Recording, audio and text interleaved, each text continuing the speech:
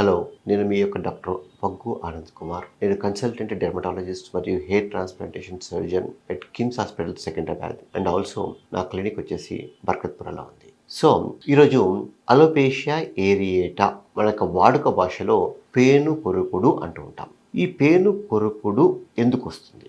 దీనిని చాలామంది ఈ యొక్క 1 రూపీ కాయిన్ సైజు లోపల హెయిర్ లాస్ ప్యాచెస్ని నోటీస్ చేస్తూ ఉంటారు. దీనినే పేను కొరుకుడు జబ్బు అని చెప్పేసి అంటూ ఉంటాం వాడుక భాషలో. ఇది ఎందుకు వస్తూ ఉంటుంది అంటే, నేను ఇంతకుముందు చెప్పినట్లు ఈ యొక్క హెయిర్ లోపల అనాజన్ ఫేజ్ అనేటువంటి ఒక హెయిర్ గ్రోయింగ్ ఫేజ్ ఉంటుంది.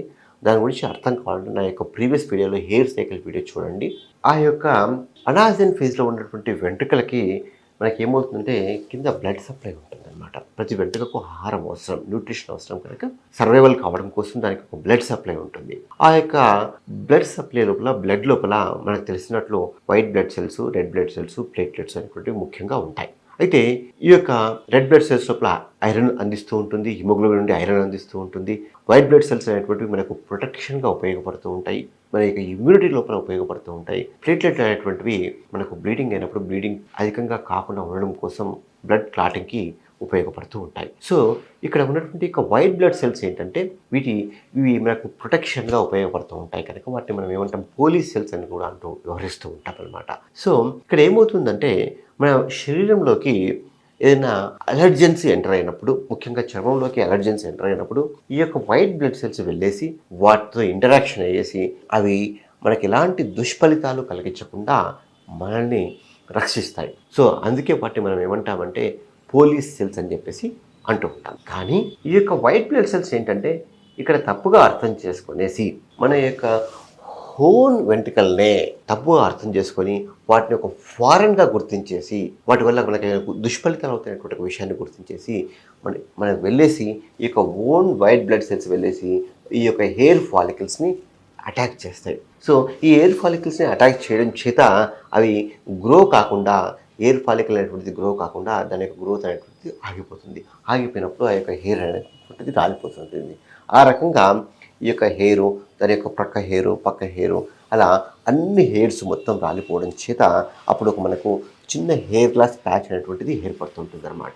దానినే అలోపేషియా ఏరియేటా అని అంటూ ఉంటాం. వాడుక భాషలో పేను కొరుకుడు అంటూ ఉంటాం. మరి ఇది ఎందుకు జరుగుతూ ఉంటుంది అంటే, ముఖ్యంగా ఈ అలోపేషియా ఏరియాకి సంబంధించి కొన్ని జీన్స్ ఉంటాయి. ఆ యొక్క జీన్స్ రాపినప్పుడు ఆ యొక్క జీన్స్ యొక్క పెనిట్రెన్స్ అంటాం. అంటే ఒక్కొక్కరికి ఒక్కొక్క రకంగా ఆ యొక్క జీన్స్ అనేటువంటి వ్యక్తపరచబడుతూ ఉంటాయి.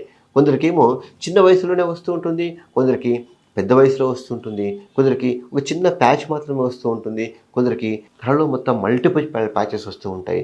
తలలో ఉన్నటువంటి వెంట్రుకలతో పాటు ఐబ్రో ఉన్నటువంటి వెంట్రుకలు, ముస్టాచు, బియర్డు, ఐలాష్, బాడీ మీద ఉన్నటువంటి వెంట్రుకలు అన్నీ కూడా రాలిపోయేటువంటి అవకాశాలు కూడా ఉంటాయి. సో ఇవన్నీ కూడా వాళ్ళ యొక్క జీన్ యొక్క ఎక్స్ప్రెషన్, దాని పెనిట్రెన్స్ అంటూ ఉంటాం అనమాట. ఆ యొక్క పెనిట్రెన్స్, జీన్ యొక్క పెనిట్రెన్స్ బట్టి ఈ యొక్క రోగ లక్షణాలు కూడా మన లోపల వ్యక్తపరచబడుతూ ఉంటాయి అన్నమాట. సో చాలామందికి ఇనీషియల్గా ఒక ట్రీట్మెంట్ ఇస్తే మొత్తం రెస్పాండ్ అవుతుంటుంది, వాళ్ళకి ఎలాంటి లక్షణాలు మళ్ళీ కనిపించవు. కానీ కొందరికి ఈ యొక్క జబ్బు చాలా రెసిస్టెన్స్గా ఉంటుంది. అయితే దీనికి ఒక జీన్ యొక్క పెనిట్రెన్స్తో పాటు ఇంకేమైనా కారణాలు ఉన్నాయంటే ఎస్, ఈ యొక్క స్ట్రెస్ వల్ల ఈ యొక్క జబ్బు అధికంగా అవకాశం ఉంటుంది.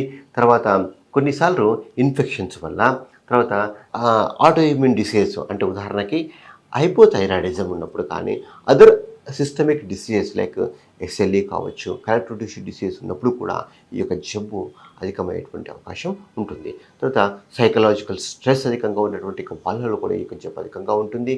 కొన్ని అలర్జిక్ కండిషన్స్ ఉంటాయి. ఆ అలర్జిక్ కండిషన్స్ అంటే ముఖ్యంగా చెప్పుకోవాలంటే ఆస్తమా కావచ్చు, సైనసైటిస్ కావచ్చు, తర్వాత డ్రై కాఫ్, అలర్జిక్ బ్రాంకైటిస్ కావచ్చు, డస్ట్ అలర్జీస్ కావచ్చు. ఇవి ఉన్నటువంటి యొక్క పేషెంట్స్, వీటిని మేము అటోపిక్ పేషెంట్స్ అని చెప్పేసి అంటూ ఉంటాం. ఈ యొక్క అటోపిక్ ఇండివిజువల్స్లో కూడా ఈ యొక్క అలోపేషియా ఏరియేటా టెండెన్సీ కూడా అధికంగా ఉంటుంది కనుక సో వీళ్ళలో కూడా జబ్బు కొంచెం మొండిగా వివరించేటువంటి అవకాశాలు ఉంటాయి.